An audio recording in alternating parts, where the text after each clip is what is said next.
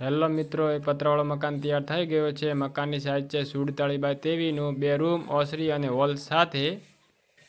પતરાનું કામ પતી ગયું છે, ઉપર લોઢિયાનું કામ બાકી છે અને પાવડીનું કામ।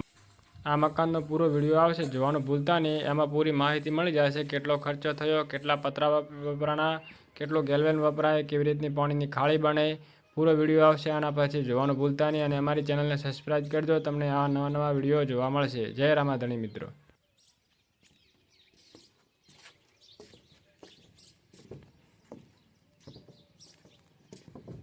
હું પાવડી ભાઈ ભીડા